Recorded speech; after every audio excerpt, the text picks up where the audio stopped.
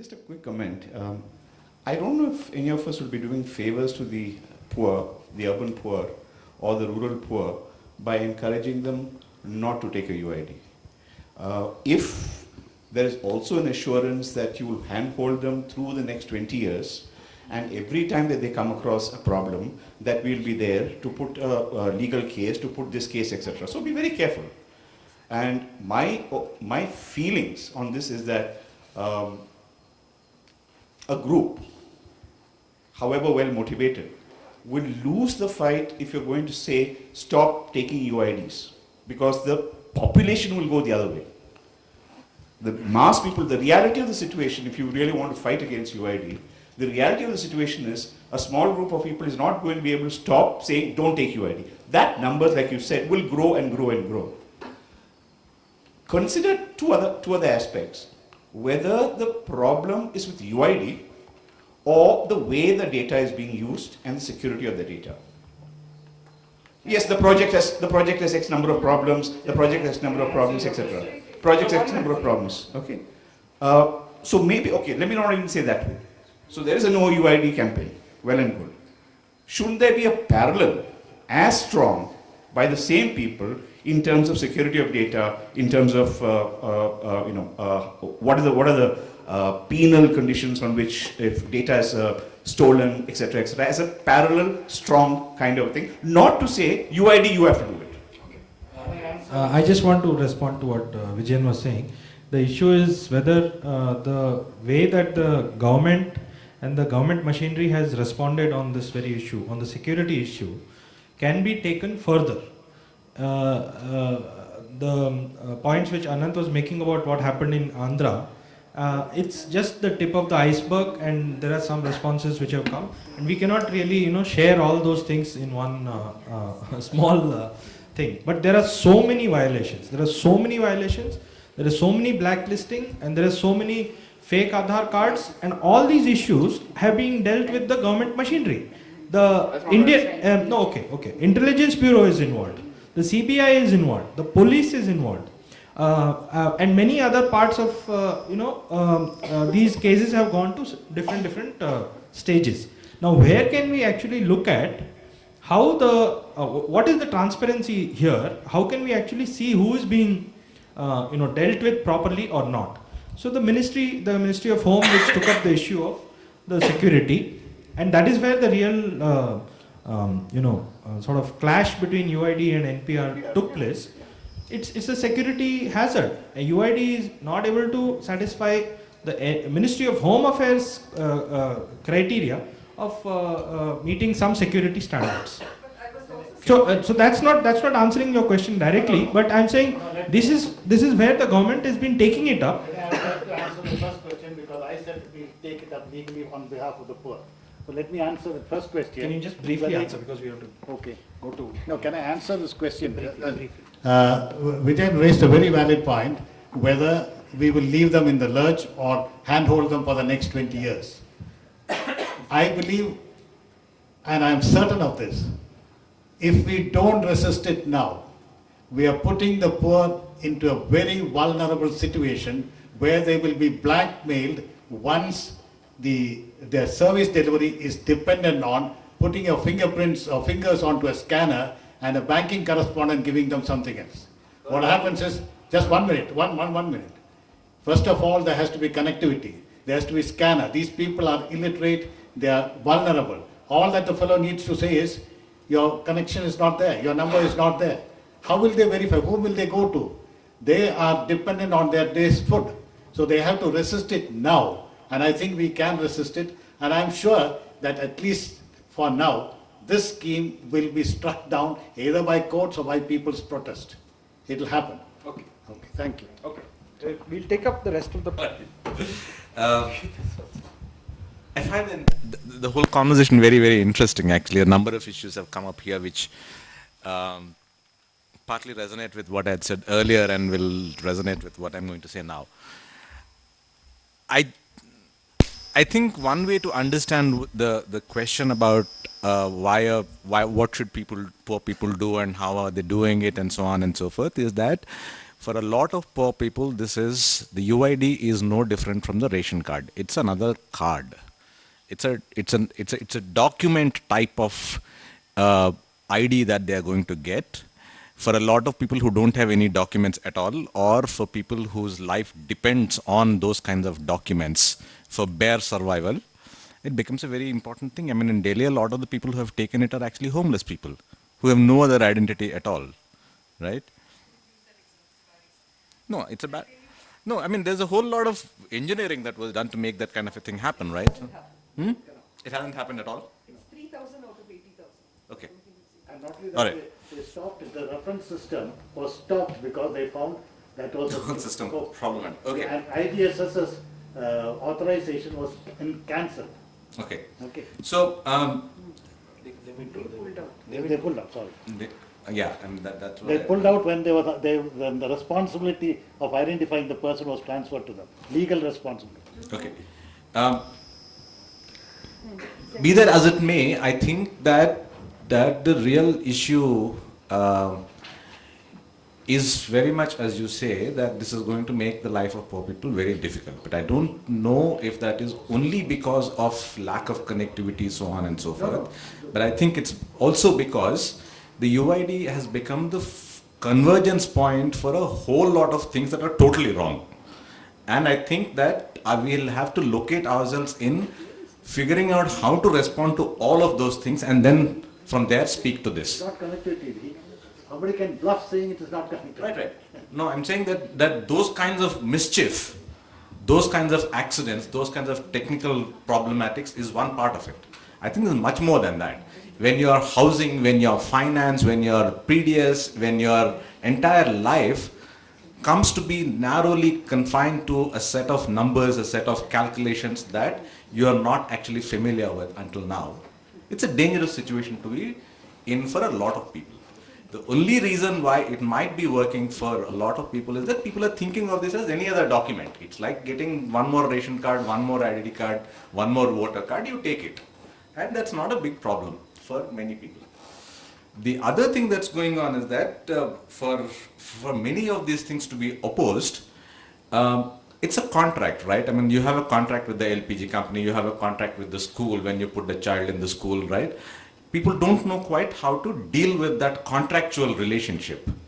You have a socially powerful person on the other side, right? The school is very, very powerful as compared to the parents. Poor parents are scared when they go to the school. They're ill-treated when they go to the parent-teachers meetings. In a situation like that, they don't really have the ability to challenge the terms of that contract. So all of those things are also there. I think what we need to actually also pay attention to is not so much, and this is where I'm responding to that question about can we realistically say that we will stick with the poor people for the next 20 years and so on.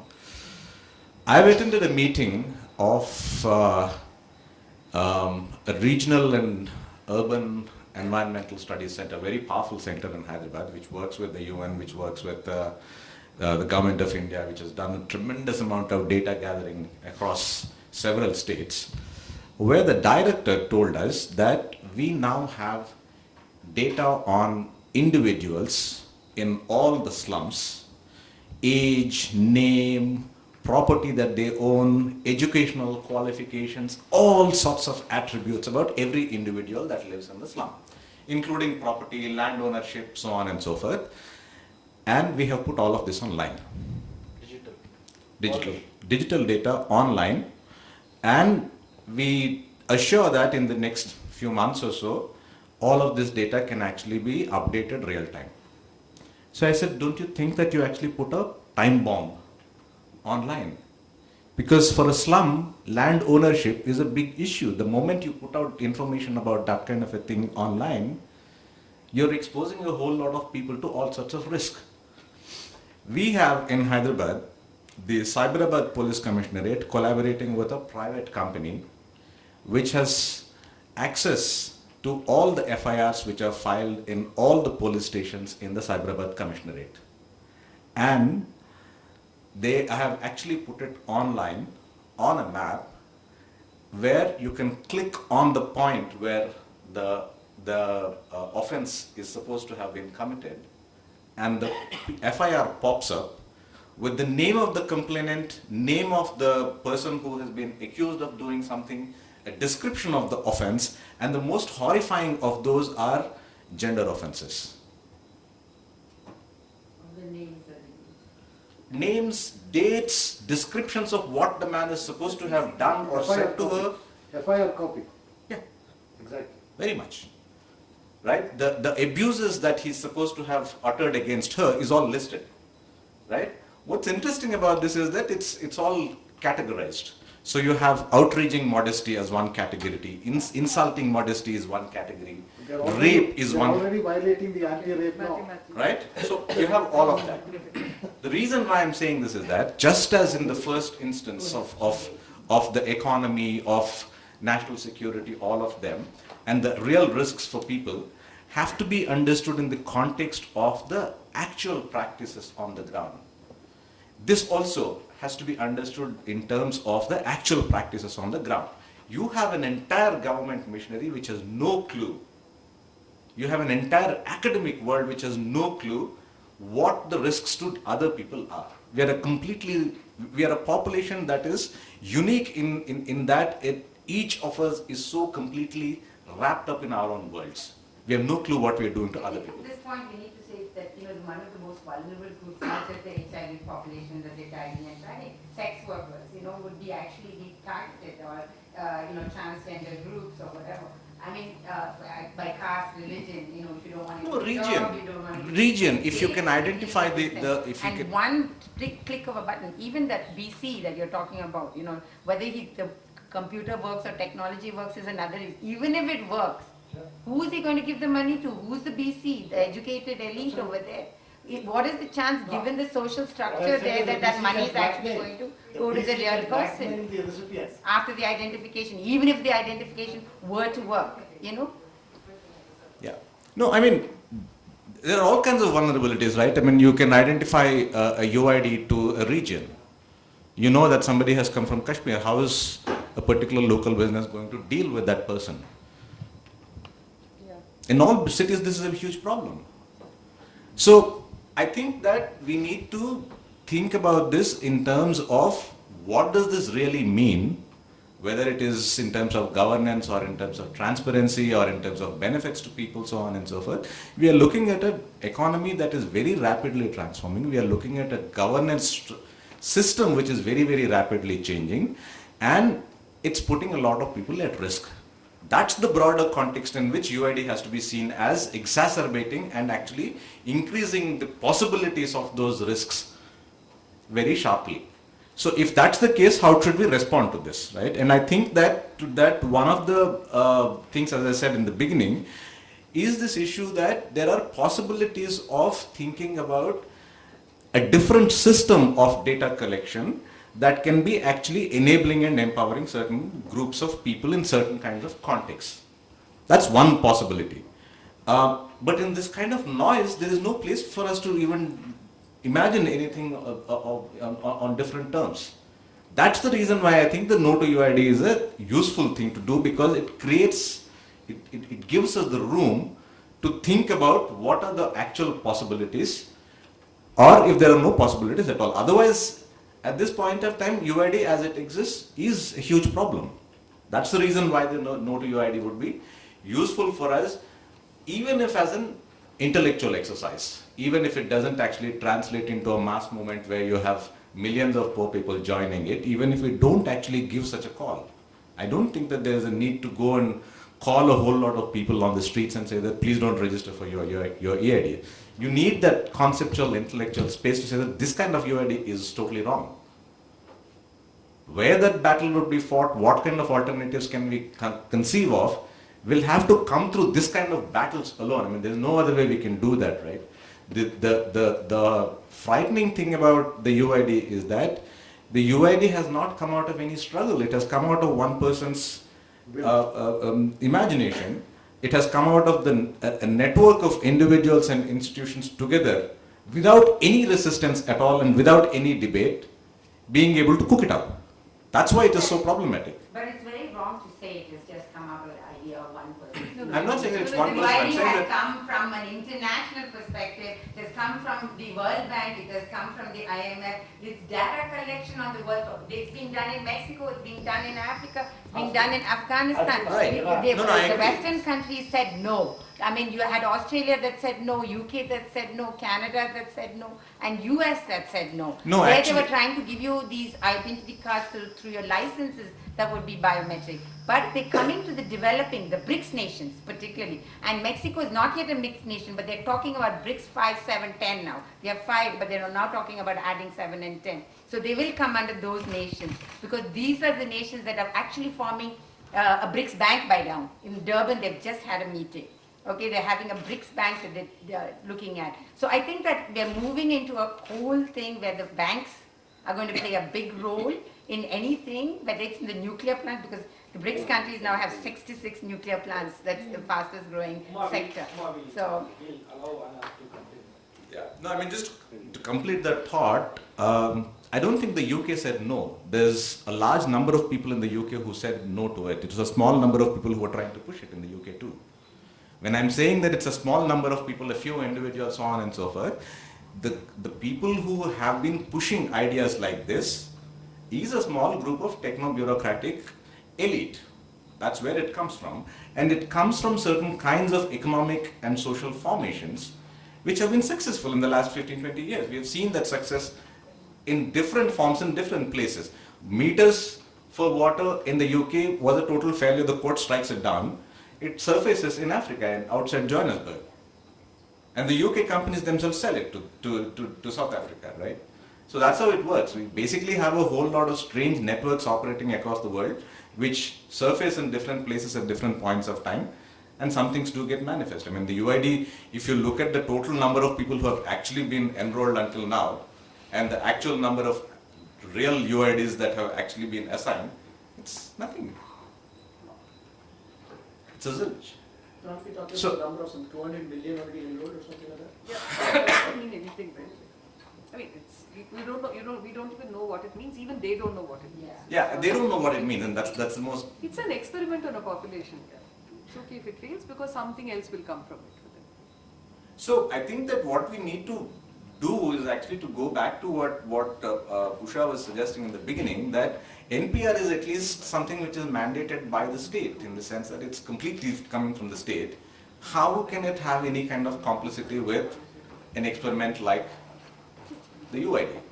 Right? Somewhere it's that turf where we have to take that battle, as to try and redefine what the nation state is, what its domain is, and what can legitimately be done in the name of innovation, in the name of experimentation, so on and so forth. Nobody can deny that we need experimentation and innovation and new ideas. We all need all of those things. I mean, it's a world that's very rapidly changing. You do need to be strategically flexible about a lot of things. But at the same time, without actual legitimacy, without actual state mandate, without some kind of a collective agreement that this is what is right, they should not be given any kind of space to operate. Yeah, let's stop there.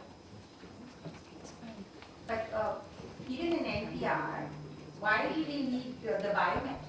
I'm still No, not we don't clear. need. I mean, We don't need. I'm just saying what you're that. saying is we need a database to give the services we need, No, whatever I'm else, saying right? that. I'm saying that And it has a NPR you can mandate. at least debate with. Right. UID, you have no ground on which you can debate with it. What basis does it have? So I'm saying that what comes from the state is something that you can engage with. And state has a liability and some, It has some kind of a constitutional mandate, right? but that's being violated constantly, so. Thanks, Anant. Come up and I think there's a lot of issues that we need to take forward. We are also going to have, I think we should have announced this earlier, but two speakers who were listed were not able to come today due to personal reasons. And I think there was some miscommunication. I'm sorry about that.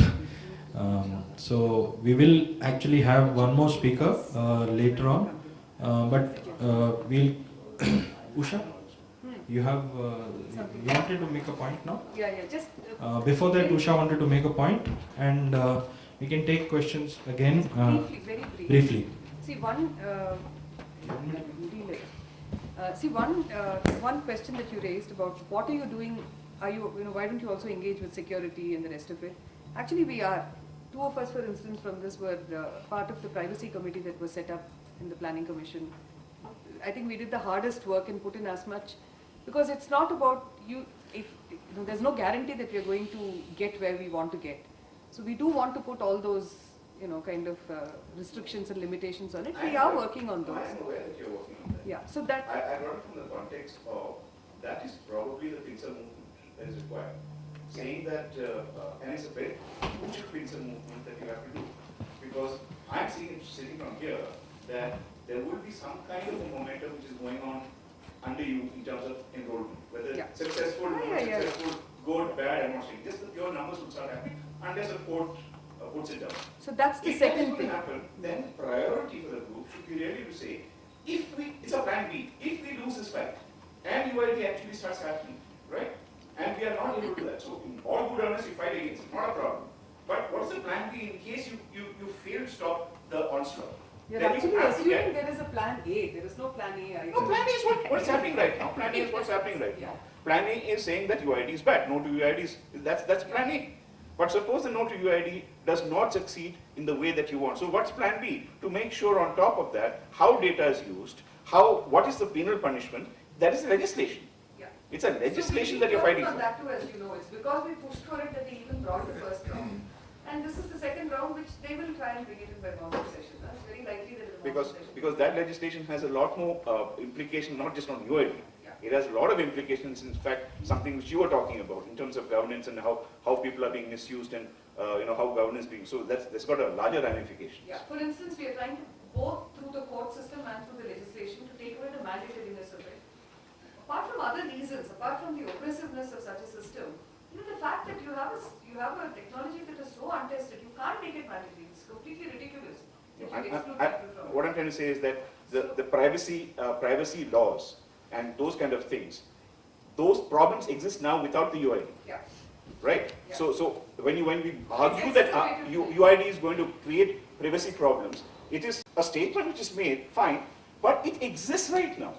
Your data is not happy right now. Whatever you've got in FIR, I can access an FIR if I want. If I want to get a gender specific thing, I can get it. So there is no security to any data which is happening in India right now. The only thing that you're saying is that with the UID, it makes it easier for me to get it. That's all. No, I think UID does more than easier. It interlinks everything. Whereas NPR is taking a certain amount of data just for for security. Whereas UID, because it's connecting with the health, it's connecting with the finance and things, we have more insidious situation where you can have. I'm talking of not NPR versus UID. I'm saying the absence of NPR and UID, a person in governance who has got a bad outlook in life can get any data that he wants of any community and use it how he wants. Correct. That's a reality. No, to an extent it's right. Where the UID becomes an additional problem, like Kumar is saying, because of the convergence which is happening, which is not something that can potentially happen, which by making you put your number onto every database which you enter, they are compelling you to subject yourself to that convergence. So it's a very different thing. See, there is one thing where data is available, people get it, technology is made data freely available. You can't really hide yourself anymore when you have this technology. That is true. We need to deal with that at one level. But there is another level. I'm asking the targeting issue. When they say that UID can use to target. But you don't I'm saying need that it's malice. No, see, invalid, right? no, you don't need malice. With the UID, you don't need malice to be able to doing this. This is the routine that's being set in. And so you have to start somewhere with that battle. The UID has shown us the extreme to which it can go. So that's the project. So we start with the extreme, and also, quite honestly, there are a number of things that are being thought through because of this. Three people cannot make a democracy. 3 people can destroy it, but 3 people cannot make a democracy. So part of the purpose of moving around, talking about it, is to get more people, if it's possible. I mean, some places we've had more people, some places less. But I think it contributes to our understanding and thinking of this whole thing. But just on a smaller and more minor kind of thing now, some of the things that we can do, which were being asked. See, this is a project where all of us know that this is only an experiment. And we need actually, we have no means of verifying this experiment because of the kind of thing it is, we thought. But now we find actually people who have UIDs need to go for what are the kinds of problems that we have. One is biometrics. One is there really deduplication? Can we, is it actually producing unique numbers? Will you get it only once? Will you not get it more than that? I think we need to do a lot more of monitoring this project through experimenting with it. So if people have already got UID numbers, that they go and register in 2-3 places, see whether they get, I know of at least one person who's got more than one UID number. But even if I would say, okay, that's maybe an aberration, maybe it won't happen all that frequently. Anivar also knows somebody. Anivar knows somebody who's got, one person has got 3. And when we went to Alwar, right now 2 is common in most of the parts in Kerala because NPR and UID are both enrolling. And in the case of students, there is even 3 UIDs in some cases because they are also enrolled in the school. So this is a usual case. No, and that's enrollment, Anivar. Are they getting the numbers? Yeah, they are getting numbers. Different numbers. Yeah, different numbers. Anyway, so I'm saying that that kind of experimenting is something we need to do, just for us, because it's for us to engage with the system. If it's a good system and people find that it works for them, that's fine, then they use it. If they find that it's not a good system, and because I honestly think that this is an irresponsible experiment on a whole population. Apart from the tracking and all the rest of it, it is dumping stuff, making guinea pigs out of us with, you can't do it at this level. We are not a pilot country, and that's completely ridiculous. So we need to do some of these things too, where when people do get the UID, okay, either there are some of us who don't want the UID, we'll resist it as long as we can till maybe we get picked up, put in prison, and in that process they'll take our fingerprints and then they'll issue the number. There's nothing we can do about it at that stage. But this is one thing we need to do. The other thing, I think it's written in the background document, there are cases which are in court. Matthew is part of one of those. There are other cases in different places. One of the fundamental things that we are trying to get through that is essentially, is as an interim measure at least, to tell them stop making it mandatory because there is no readiness in any case. At this stage, there is no readiness. Without mandatoriness, if the UID is able to proceed, which they were not able to do earlier, then we'll figure out how we think about it. But this coercion and compulsion and oppression is something that in any event we have to resist. I think that. Yeah. But I think that there Can is we, another serious problem. One question. Yeah. One other serious problem is that, because the neoliberal agenda and I think you raised that there is a huge amount of stuff that is happening on the poor right now, and anybody who's going to resist, whether it is against a nuclear plant or whether against a mining area or what, this UID, by this convergence of data, you can actually freeze their accounts, you can freeze their rations, you can freeze, and you can cut the resistance off. Now, who will want the data, right? The companies, the banks, or whoever else that are freezing, microfinance companies, you've already mentioned, right? Why do they want it? Because then they can, go after these people, they're already killing them and committing them, or making them commit suicide. But here there are direct dangers, and I think to say that we cannot educate the poor about it is a problem, because I think the future is the poor. It's not going to be you and me that are going to be attacked. Maybe you and me because we are resisting. Our bank accounts might be frozen too, but I think we can survive because, there will be somebody else that can help us. But I think at the grassroots level, the people that will have to survive or who are struggling for their lands or struggling for their EWS little house or whatever else they're going to do, they will be just completely decimated. And once the large majority is decimated, it's very easy to control, Yeah, I think we'll take that also up. And you have another question or point? See, others have to say about it. First is to say no to UID. Like I've been working in Mysore, and that's one of the pilot districts for the cash transfer scheme. So what's happening is, what we were talking about school children. A lot of Dalits and Adivasi children get scholarship, and that is being linked to cash transfer, and therefore the children are being done. And with NREGA, even though there's no rule that NREGA is linked to Aadhaar, because of the pressure on the administrative machinery, they're all making rules.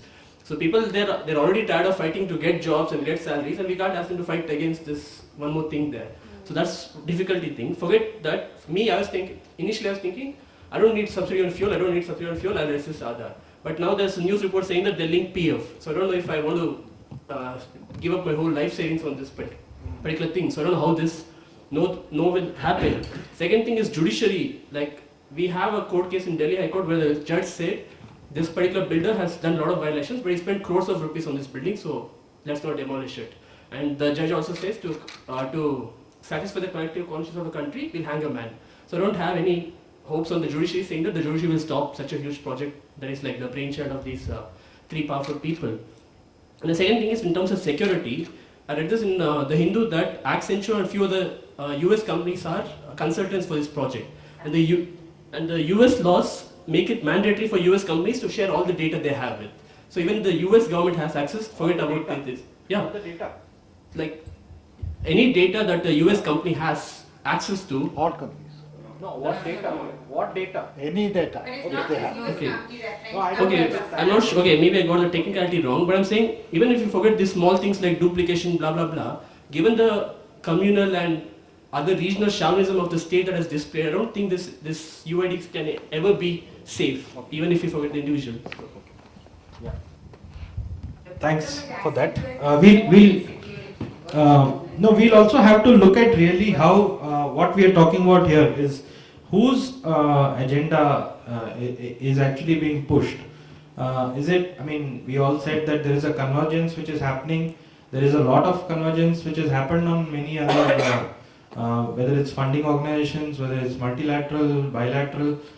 So if the Planning Commission can be seen as the point of this convergence. So the way that the Planning Commission was conceived maybe in the 1950s was probably a little along the commanding heights of the economy or the planned economy, etc., etc. And so that is where actually the transition or the transformation has also already happened. So what Anant was talking about earlier in terms of governance, we should actually look at, if the Occupy Wall Street, groups were really coming together to challenge certain changes in governance or changes in the way lobbies were really working, to draw maybe a crude parallel, what would happen from the point of view of the corporates to look at what would actually be to Occupy policy. Occupy policy in terms of, of course, if you take the specific instance, the Bangalore Agenda Task Force as an example in the early 2000s, would actually draw us to saying that not only we should be a task force, but we should also be a implementation task force. There's no difference between the way that this kind of Occupy policy that has happened, convergence which actually brought together ideas from different people, and you can see that in the, those of us who have closely read the book, I am not one of them, but I could see that many ideas from many different people and many different sectors of society have been brought together in Nandan Nilekani's book. So I think that actually brings out the way quickly a policy level posting or appointment can take place, bringing all those agendas together, and actually that is what is happening in the Planning Commission. So this happening in 2009 or the process for it to happen started with the Bangalore Agenda Task Force and its model here. So if there is a public-private partnership model which talks about urban development and urban agendas for the corporates to participate in, and they set the agenda and then they start implementing the agenda. To that extent, I think the way that the JNNURM came about, and JNNURM is closely linked with the same 3 or 4 people who are also involved in UID.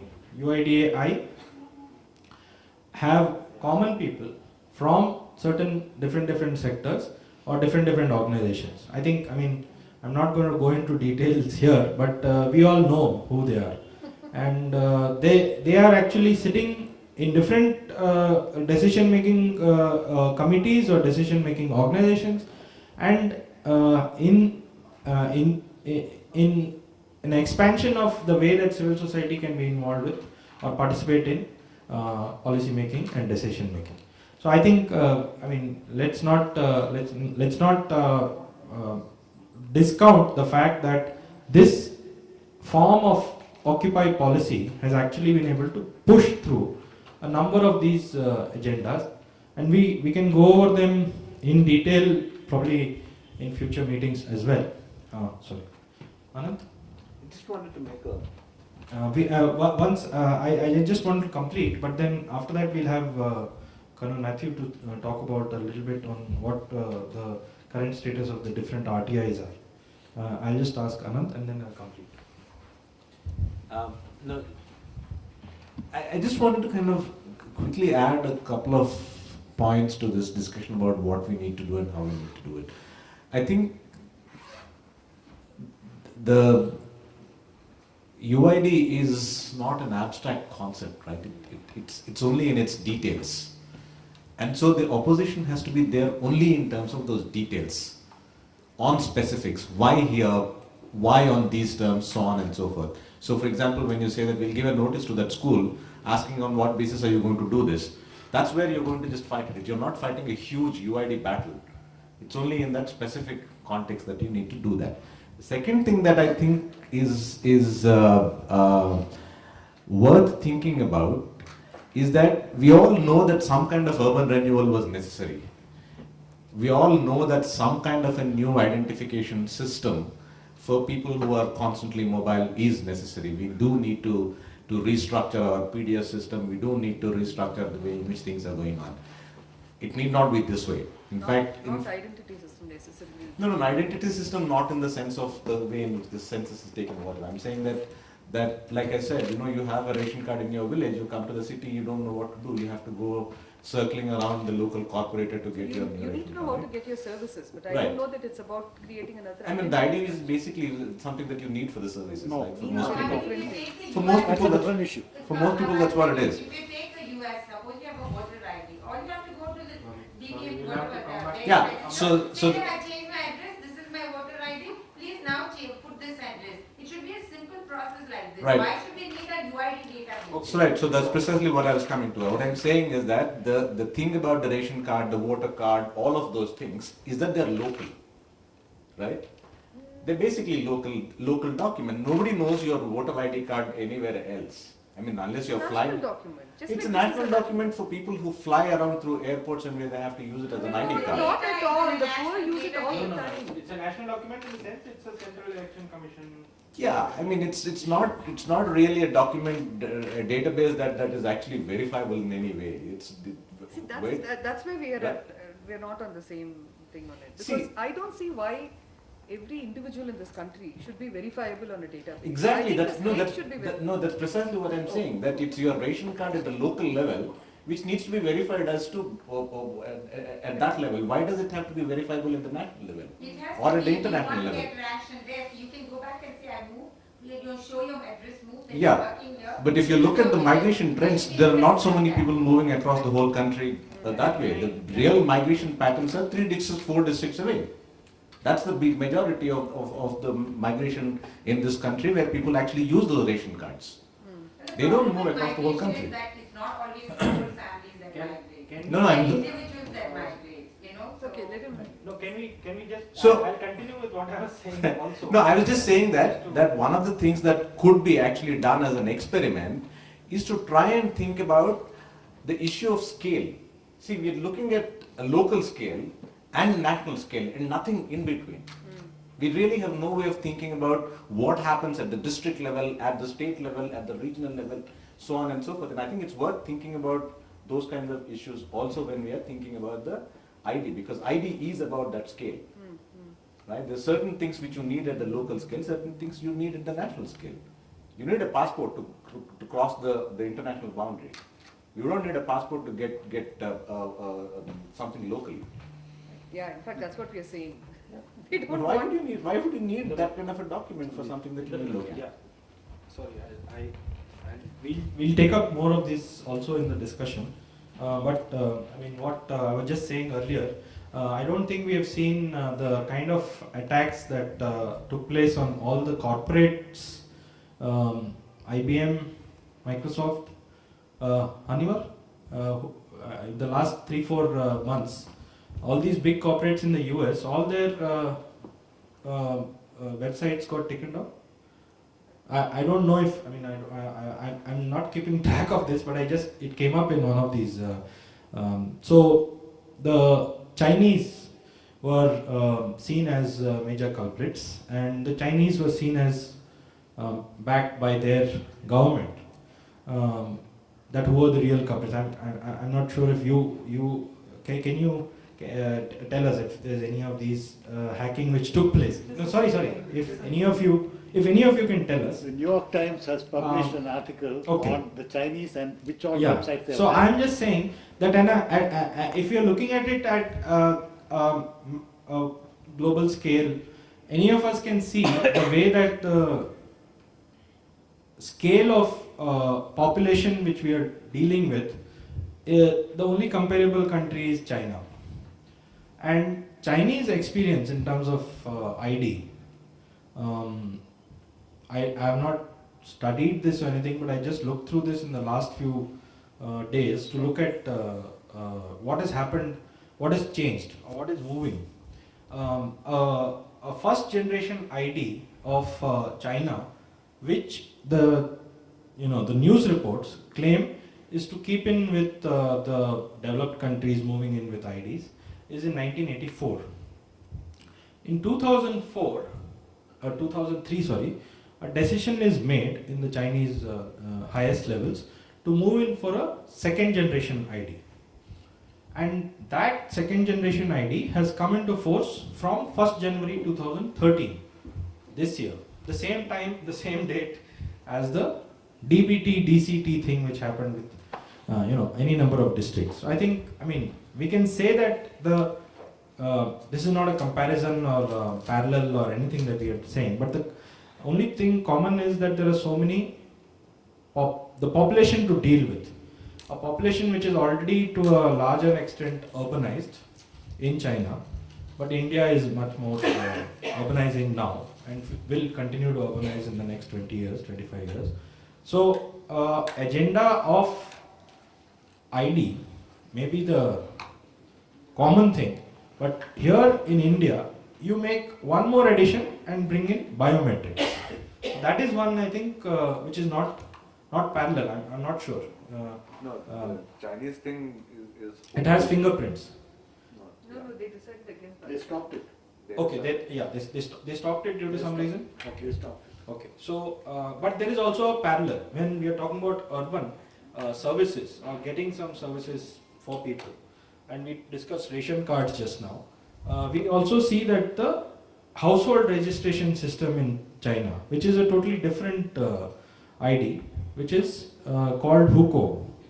Now, I don't want to go into details here, but the person who doesn't have a Hukou, who comes into a city, is an illegal migrant, and therefore faces all the difficulties of being an illegal migrant within the country. So it's a very clear idea of exclusion. So the Chinese government and this particular new CPC, Chinese whatever organization, is now saying that we need to move with the changes in modern thinking, and therefore have some way of simplifying people getting registered. So I think what we can say is, in some form, trying to be inclusive. What was very clearly an exclusionary thing earlier. I'm not sure I can explain all this very clearly here right now. And I wanted to use a PowerPoint earlier, but I think at this point we'll go to Colonel Matthew. Want to speak about the RTIs, the current situation, many RTIs that have been filed by him, to give us the last few on the last few RTIs. Yeah, just 3 or 4. Now, thank you. Okay, thank you. This is okay. Anyone? Now, before I speak of the 3 or 4 RTIs, I just want to make a few preliminary remarks. First of all, on this question of voluntariness, I call it the parachute option. Parachute option is that somebody tells you, I'm going to push you out of the aircraft, parachutes are available, you have the option to either use it or not use it. So that's the kind of voluntariness which is available in the UIDA. The second thing, the audience has thinned down. We had about 20 people and maybe now around 15, 5 have gone. We are a very small group and we are discussing this on an intellectual plane. That is good. But I think we should get into some kind of an action mode, and I would request all of you who are here to start getting into this action mode. I'll also crack a little joke. And I say, I am opposed to UID because I want to go to heaven. How do you do that? You know. Not take the parachute. Take the passport. Not take their parachute. No. So when we talk of census, the census I think started with Rome. And a lot of things relates to the Bible. Jesus was born in Bethlehem because the Romans had a system of census. Even now I wonder, why do we need census? It was originally, it started with Rome and the need to control their colonies, their need to track their slaves. That was the reason why Rome introduced the kind of census which we have. And slowly governments wanted data for economic policy formulation. But that is, to my mind, it is so ridiculous. So what I'm trying to say is, rather than looking at abuses of UID, look at its uses and expose the deceit and the fallacy in it. And our action plan could be reoriented towards that. Now, coming back to the census, you can have sampling data, and as good, if not better than, complete data. And many organizations use sampling plans, and sampling plans are very, very good. In fact, 100% inspection in quality control leads to 15% defectives. So sampling is much better. You can have confidence levels of 99, 99.99% and so on. So we don't need a kind of census. Now, looking at the deceit in the RTI, every application which I file goes round a musical chairs. The simplest of application, and the deceit is apparent, but I'm gathering this information primarily for legal purposes. And as the young man said, that the judiciary is horribly compromised. It's horribly compromised, it's pressurized, and it is corrupt to a very large extent. And my own personal experience is that. To give you an example, in the UID civil suit which I filed, and the reason why I filed a civil suit is I could put witnesses into the witness box. And when you cross-examine them or examine them, you can bring out a lot of truth which you cannot do through pills. Now, it went on for 6 months. I have given documentary evidence of corruption. We talked of Accenture. Accenture is a company which is prosecuted in USA under the Anti-Kickbacks Act, the Anti-False Claims Act, and the Truth in Negotiations Act. Now, all these three are equivalent to the Prevention of Corruption Act in India. So my question was, how do you appoint such a company as a contractor for this project by the government of India? Similarly, on L1 Identity Solutions, in my RTA application, UIDA has said that they do not know the country of origin of this company. Then I have filed with the ROC and asked for Form 44. The names have been changed, so they say that name doesn't exist. Now I have found out what names exist and where they are. I'm pursuing that line, which is the country, what is the background. They have to file Form 44 to operate in India. Now, register companies, list of companies. Most of them are registered in Mauritius. No. This is in L1 is registered now. It's in France, but it has operations in But USA. L1 has been purchased by Safran. Safran. Yeah.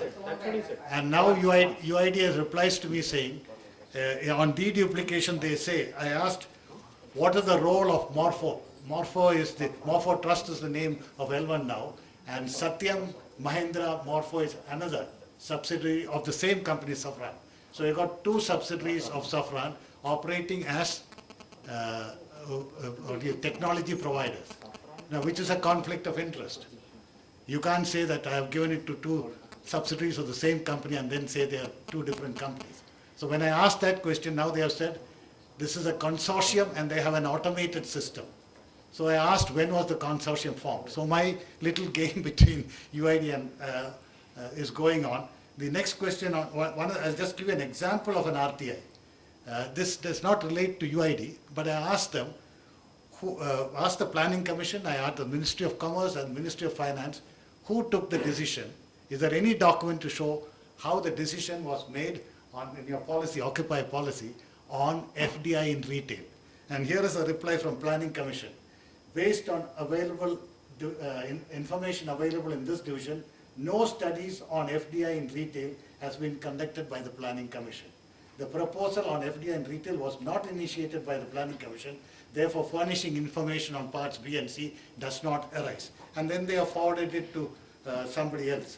They say that with reference to your application, I wish to inform you that information received from the concerned division, they have sent it to me and then they have forwarded it to Ministry of Finance. Ministry of Finance says they do not know. And we know ICRA, which is chaired by the wife of the chairman of the Planning Commission, conducted a meeting in the, what club is the Constitution Club, to promote FDI in this thing. That's the kind of deceit which goes on. Now on NPR and UID, I asked them, how will you merge these two? Is there any government document which says how, who took the decision and how are you going to merge? Here's the reply, and it's going around. I've asked MHA, Home Affairs, UIDI, Ministry of Finance, each one. Now we come to the use. I asked both the UIDI as well as the Civil Supplies Department, and the gentleman there was trying to say there's some use for it. How will you use this so-called unique ID for delivering services like, what do you call, rations? The UID, when it started, Nilankani justified it by saying the PDS, the rations are being siphoned off and we'll weed out all the fake ration cards. So I asked them, both UID as well as the Civil Supplies Department of Karnataka, how many fake ration cards have you found so far? Answer from the UID Planning Commission is, the Unique Identification Authority of India has been mandated to generate and issue unique identification numbers to all residents. It is not under the purview of UIDA to check and detect fake ration cards issued by various states. So they are saying that they cannot check. Now the interesting reply has come from the from these people. What is that? The Civil Supplies Department. The Civil Supplies Department comes out and says,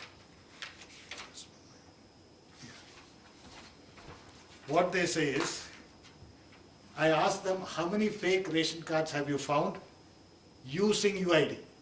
The answer is, no duplicate identities. Sorry, this is one on Planning Commission. Planning Commission, this one says, I asked them, how many duplicate identities have you found? No duplicate identities detected during, it says, the answer is, reply is, number of duplicate identities detected and rejected so far is 77 lakhs, 55,000. However, state-wise breakup is not available. Then they talk of the... This is not PDS. Huh? This is not PDS. No, this is deduplication. PDS also has come to. So deduplication, they say, they have found 77 lakhs, 55,000. And then they say, it is done by automatic process. And they say the deduplication, when you do the enrollment, then this is sent to the them. UID card. So they have to get into what Okay. So they're saying that this number has been rejected because they already exist. And what they, no, there are duplicates, so they take the second one as correct. No, there are duplicates, so one of them is taken as correct and enrolled into the data. Which one they don't get? No, Which one they don't know, and they do not know why. No, it's not like that. That's the answer here. You don't like them, but you shouldn't say things like that. No, here. Action taken by, my question was action taken by UID upon detection of duplicate identities. Reply, the duplicate stroke second enrollment is rejected and the letter sent to the resident. So one of them they are taken. No, it's the second one. It's the second one. No. See, in deduplication, what do? They take, you can enroll as many times as you want. When it goes to that database and they check it against the database, if you already exist on the database, they won't issue another number. Yes, that's what I said. So that's what they've said. They've said that 77 lakhs, whatever, people had re-enrolled. There's many other questions which they're not answering. See, how is this enrollment done? As the lady was saying, you have to produce one of the 14 other so-called identities. Now, if a person is enrolling twice, it may be out of ignorance, it may be deliberate. So when you talk of action, there is a need for verifying that. It's not just by saying that you already exist. How do you know what exists there? Is a Pakistani fellow or a Bangladeshi child? We don't know. Deduplication. This is not about citizenship, we know that. No, I'm not talking of citizenship. If you are having the UIDA database for providing services, then the services are to be provided to citizens. But this Second- UID doesn't say that it's for every resident, Is it's every- not for citizen. True. Only NTR that talks about citizens. No, that's what I'm trying to say is No, that is the there are false. two stages. No, The first stage is NPR, second stage is NCR. Oh. NPR, they take all persons who are resident. And then they have a process by which local area and then district level, they will figure out that the person is a citizen and then they'll put them onto the National Citizen Register. So it's actually a two-stage process. so then next question on this so-called deduplication. Question was number of persons whose biometrics could not be captured together with reasons for failure to capture the data in all enrollments done in the UID scheme. Reply, can be divided into two categories. One, infants up to 5 years. Around 70 lakhs of these cases are accepted through cross-check with the guardian's biometrics. Which means the children cannot get enrolled on their own biometrics. No, 70 lakhs they have accepted through verification. How many they did not accept? What was the total number which could not be captured among children? Out of 200 million, there could be 50 million. So it is not 70 lakhs. What they are saying, I didn't get you started off with how many fake cards have you found with UID planning? That's different. that's a different one. I am now coming to deduplication. I'll go back to that. I am now talking of deduplication. So number of persons whose biometrics could not be captured. Okay, that they say are two categories. The first category is infants up to 5 years. There they say around 70 lakhs of these cases are accepted through cross-check. How many are not accepted? There's no answer to that. My question was how many could not be captured? Is there only 70 lakhs which could not be captured? How many children's data did they? If you're under 5 years. No, they're doing it. The second one is true biometric exception cases. These are around 5 lakhs. Guidelines are drawn to process these cases through manual inspection through the quality team. But again, they do not say how many could not be captured and what they are going to do. They are drawing up some policy. Then I asked specifically on Yediyurappa. I asked how many times his fingerprints was taken 3 times and it could not be captured. The answer is very interesting. As per section 8(1) of the RTI Act, the information relating to third party cannot be shared. I am not asking about Yediyurappa's biometrics. I am saying your system is defective. You are unable to capture this old man's data. So they bluff. Now coming back to that ration card business, this is the reply which I received from the office of the Commissioner of Food and Civil Supplies, Karnataka. Why I am saying this is, this will collapse under its own weight. It cannot work. Now I asked number of fake ration cards detected in Karnataka using UID Aadhaar biometric data. Answer, there is no fake ration card detected in Karnataka state using UID Aadhaar biometric data, as the department is not using UID Aadhaar biometric data. Number of fake ration cards detected in Karnataka without using UID Aadhaar data. So that they say, now they don't say it fake. They say ineligible ration cards detected in Karnataka state is enclosed. And ineligible cards detected is 48 lakhs. 48 lakhs ineligible. And then I asked, for each of the above cases, procedure adopted. So this procedure adopted to identify ineligible ration cards is matching the electric RR numbers, electric meter numbers, along with the ration card. So that's the method they have used. What I'm trying to say is, whether it is in LPG, whether it is in PDS, whether it's in anything else, it is not your identity. And this is applies to Mr. Anand's question also. Identity does not matter. It is eligibility. So the question is, do you need this kind of an identity system in order to deliver services? It is how do you decide eligibility? And in case of things like PDS, if it is universal eligibility, then there is no problem at all. Universal PDS will work. You and I will not buy those rations. And if the government has shops where they keep these rations specifically for that purpose. Secondly, if you insist on this kind of identity and only for these purposes, etc., then, and if you do cash transfers, what will you do with the rations which you are procuring? Why do you think that universal eligibility, you and I want to, a lot of people who actually exploit the poor and don't buy it, because the poor after that can't show. Well, let's finish it. That's the last one. I still don't understand this universal. That will come, that's a different issue altogether. It doesn't relate to UID. We can speak over lunch.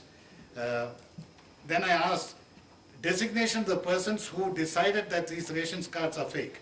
After verification, the food inspector decides if the ration card is eligible or ineligible. That's the reply. So now I asked, how did the food inspector decide originally it was eligible? That is the fraud.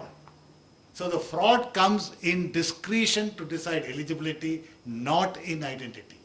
So you need to find a different solution. Similarly, LPG. We all consume a cylinder in a month and a half or a month. And if they restrict it to 9, what is the difference between the consumer number and the UID number?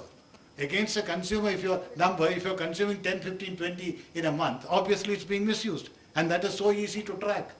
So this whole thing is a lie and a bluff. And we need to expose that bluff. And even the most pressurized judge, the most corrupt judge, will have to say yes. I'll give you this case of this by civil suit and how I have applied in the High Court. Very briefly on that.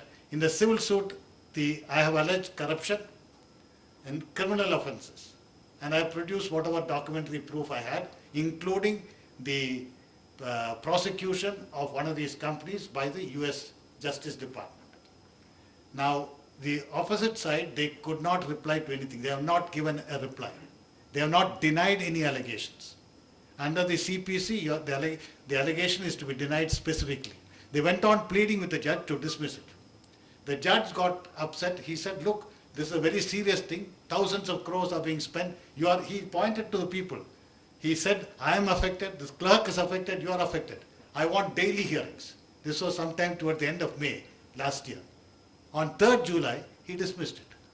And he dismissed it by quoting all kinds of frivolous and extraneous stuff. So I have gone in appeal and I have asked the High Court to revert my case back to the civil suit, so that the truth of this will come out only in a trial. And I also intend going for criminal prosecution at the appropriate time, because this whole thing is fraudulent. There is criminality attached to it. The UIDA cannot say, I did not know. The Prevention of Corruption Act is not about taking bribes. If you knowingly cause loss to the state, that is a crime under the Prevention of Corruption Act. And several thousands of crores is going to private companies taken from the public sector, from the public money. So that's the fraud, and that's what my RTI reveals. Thank you. Thank you, Matthew. You want to? Sorry, one more thing. You want to mention that other one? Okay. The name itself, Aadhaar. When I talked of corruption, the Aadhaar actually is the name of a trust set up by Mr. Nilankani. And his wife. Yeah, I asked in the RTI the question of this. Privatization of everything. I asked how was this Aadhaar name given, and then they said that it has been given. Somebody suggested it, but actually Vinay gave me the reference. It is a trust made by him during the BATF days, and that's how the Aadhaar came. So actually, he's promoting his own trust's brand name. And the other things is, for example, Nadamuni is his partner in eGov Foundation. Now, how can you appoint your own partner as the head of the technology thing? Then many others are also partners. They're all a COSI group who are partners, and this is also part of corruption. Thank you, Matthew.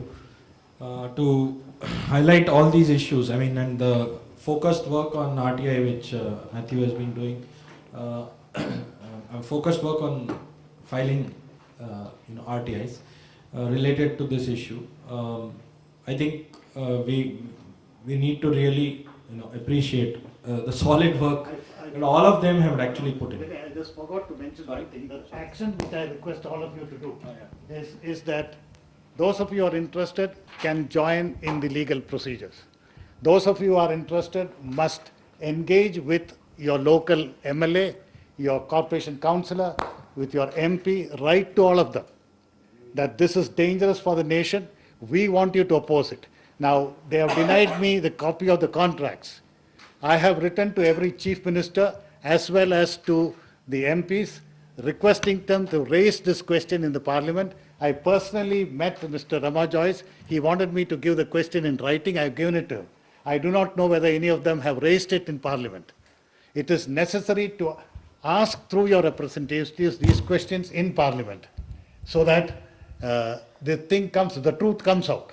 How can they deny the copy of the contract? There's no national secret involved in this. The contract will show what is the role of these companies. The contract will show where they are from. So there are a lot of things every one of us can do, and we must take these actions. Please, if you do not know the name of your MP, MLA, etc., it's very easy to find out. We'll send you the data. Please write the more number of people and ask all your friends, wherever you go.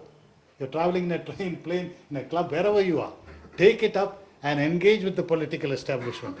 I want to answer that question. Somebody was asking, how long will it take? I may not have 20 years to live, God willing. But I am inspired by Roger Clark. Roger C. Clark fought the Australia card for 20 years before it was stopped. And in the UK, also the problem, the very small group of people engaged with the MPs, they lobbied, they set up the Privacy International, they set up a website, and that's how they fought. Thanks again. We will bring the meeting to a close soon. I just wanted to say a few people who again have fought against this. NPR. One family which went to register in the NPR, and many people may not know about this. They probably knew that they were aware that the NPR does not allow any legal backing for biometric collection, and they said they refused to give their biometrics, and they tried to persuade the NPR registration people to register them. And after a fair amount of confusion and even resistance from these people who were trying to register them, they succeeded.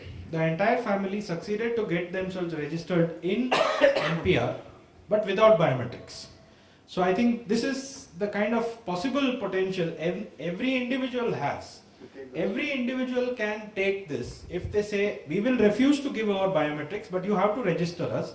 And NPR being mandatory, if I am not going to register, I'll be in trouble. But you don't have any legal backing for it, biometrics, and you cannot collect our biometrics. And we will not offer to give our biometrics. So this is a specific instance for registration. Yeah, so no, Karnataka is not one of those states. No, Karnataka is not one of the states.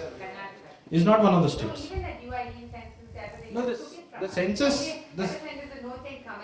No, the census was to collect, to do the house listing. At that time they collected, but the NPR is not covered for Karnataka. So I think, covering Karnataka. So I think that is one issue. But what I'm saying is that what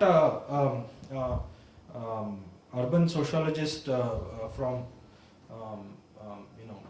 US or Holland, Saskia Sassen, she writes about this, calling it an everyday making of the city, in the context of the city, calling it as the hacking city.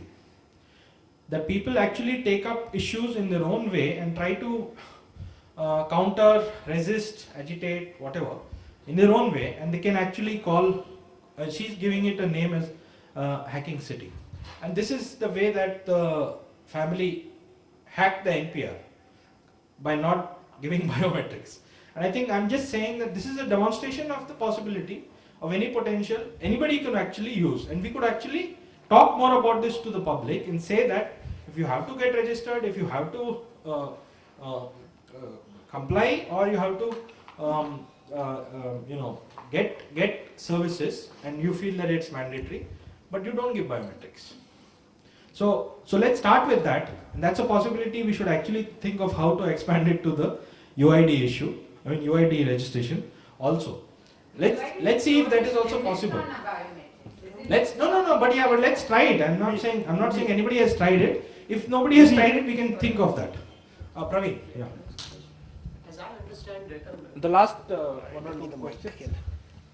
as I understand it, the fundamental problem, at least based on this discussion and prior is that there's no legal framework for the UID. That's really the core issue. If you had a legal framework, at least, like you said, there can be challenge to the system and things like that, right? Nobody says that it shouldn't be an identity system because, to your point, governance requires some kind of an ID proof at maybe local or national levels. Politically, I just want to cut in there, because politically, I think there's a difference between saying governance needs an identity system and saying people need an identity system. We have to be clear where we are. Fine. So going back to Matthew's point of action plan, and I'm also concerned for the fact that there's no legal framework to this. NPR has, but UID doesn't. So in those terms, given that there's a campaign of no UID campaign, why don't we challenge this in the legal system itself, checking the legal validity of this? It says that's been the courts. There are actually court cases pending. Okay, there are negotiations happening with systems like the Planning Commission. Under the umbrella of the no UID campaign? Or is it like different individuals doing different challenges? It comes from, they know that there is a collective, but it's not a defined collective, and we are not a registered body, and we don't intend becoming that. But it's very plain that it's coming from people who are challenging the UID, and it is not a person. There are people. They would like to keep pretending it's one person, but it's not working for them. That's happening, and it's also gone to court. Matthew's gone to court. There is a case pending in the Bombay High Court, which is really it's not in great shape because the court there is simply uninformed about it. There's one in Madras. One Supreme Court. Madras High Court, they've said, they've actually gone there again, UID has gone there and said, no, it's voluntary, it's not mandatory. Now they are planning to move to the Supreme Court. There's one in the Supreme Court which is only on this question. Article 73. Which is only on this question of having no law, and that you can't continue this without law. There are two more petitions that will be filed within the next 15 days. One in the most likely in the Delhi High Court and the other in the Supreme Court. There is another lawyer who's coming, who's very keen on filing. So it's like the legal thing is picking up. Yeah, but what I sense is, what you're explaining, it almost appears like it's fragmented. I mean, different people. It's not fragmented. In fact, all of these cases, the same people are feeding. We are networking. Okay, It's not at all fragmented. In fact, my worry is it's not fragmented enough. I would. You think there's an advantage to it being really? Yes. In a sense, it would mean that very many more people's minds are going into this. Whereas right now, there are many people doing things, but it's the same mindset. Going back to it, when each individual challenges, it's going to be individual challenging as opposed to that under one umbrella. That is We're working on that idea. Okay. No, we're working on But that there's idea. another. Can we have the last? No, I just You wanted wanted to to say say something this. Two things. One is, I'm seconding what Matthew said on the on artist involvement in the cases. The way of involving yourself in the case doesn't have to necessarily be through being a petitioner or getting into the case. But every case needs documentation. Every case is strengthened by documentation. Every kind of thing. You see, we need, when you were asking the question, what does my neighbor do?